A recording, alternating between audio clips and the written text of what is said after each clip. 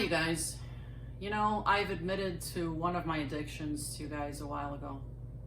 You know I'm a chipaholic. I'm here to tell you I have another addiction. It's gravy. I love gravy.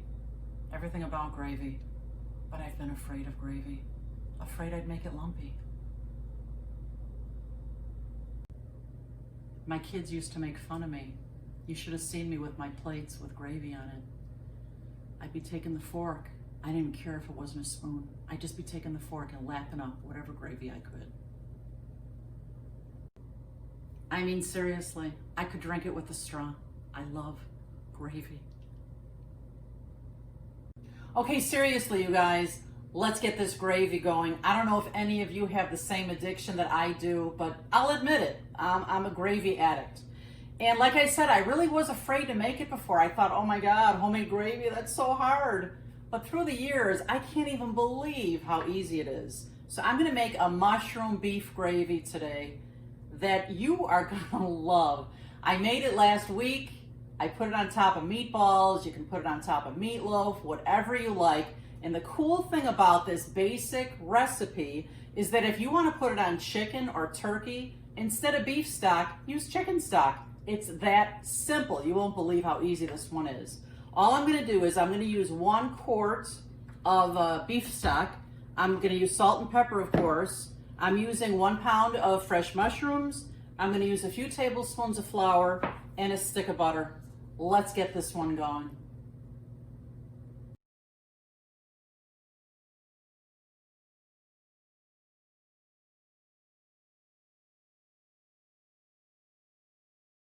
Hey, you guys, when you get your mushrooms at the store, make sure you find the whitest ones that you can. We were just at the market the other day and I was surprised at how many different kinds of mushrooms there are.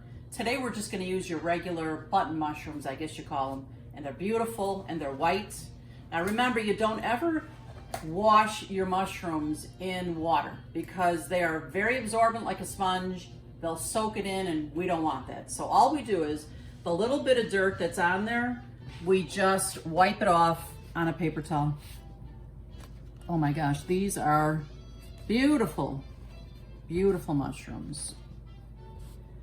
So after I wipe them all, I just cut the stem and I'm just gonna slice this whole pound of mushrooms, about medium size. These are big, so I'm cutting them in half and then slicing them like that. I'll be right back as soon as I get these mushrooms all sliced. So before I get this gravy started, I want to tell you about a trick that I learned. I love mushrooms and I love a big fat steak with mushrooms on the side. And normally I'll saute the mushrooms for maybe 5 minutes. I'll just sprinkle them with a little soy, which gives them a nice salty flavor. They're fabulous with steak. I've realized more recently that the longer you cook mushrooms, the more flavorful they become. And that's what makes this gravy so fantastic and so full of flavor. You guys, you can see how this butter is starting to foam in my Dutch oven. That's when you know it's ready for the mushrooms. So I'm just gonna toss all these mushrooms into my Dutch oven here. A whole pound. Woo, I love that sizzle. I'm gonna give them a little bit of a stir. And I'm gonna give it a few pinches of salt.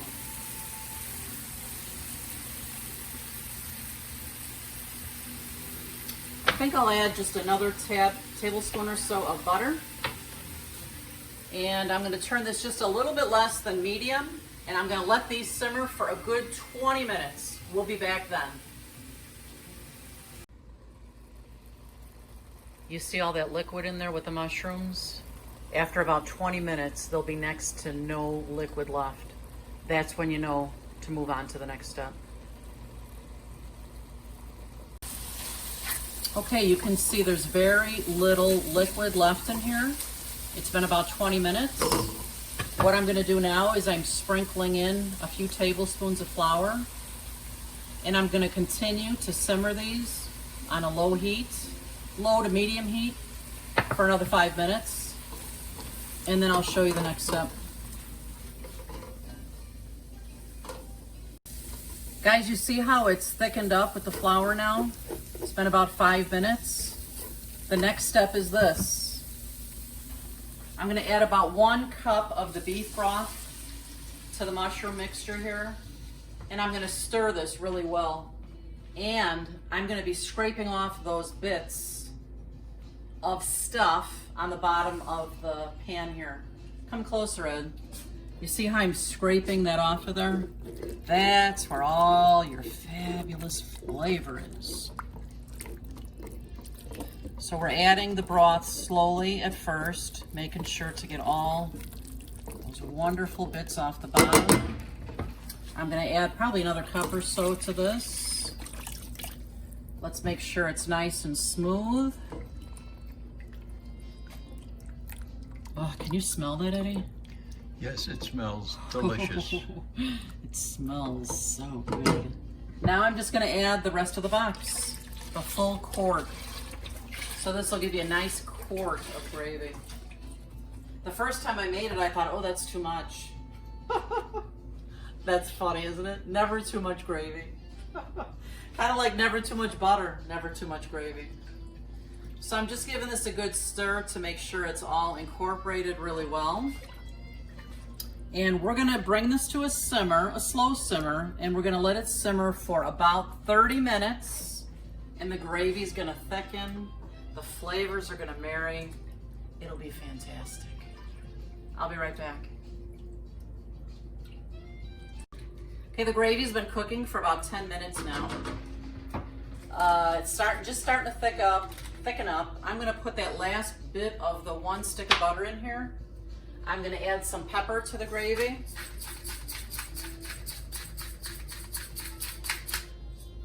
And I don't even think I'll add the salt yet, because in another 20 minutes or so, I'll come back and check this and I will taste it for flavor, and you know I'm all about the tasting.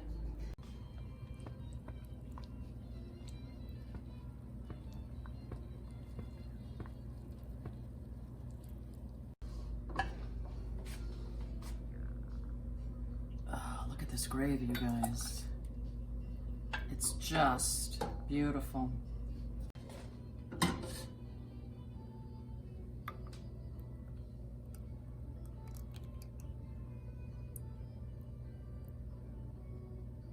Now that I've added the extra salt and pepper to this gravy, it's fantastic. I'm going to taste it just once more to be sure.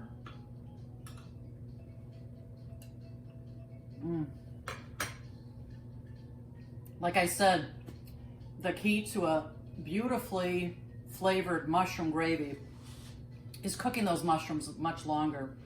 We're gonna have some meatloaf later. I've actually got that in the oven cooking. So I'm gonna pour my gravy right into my gravy bowl here.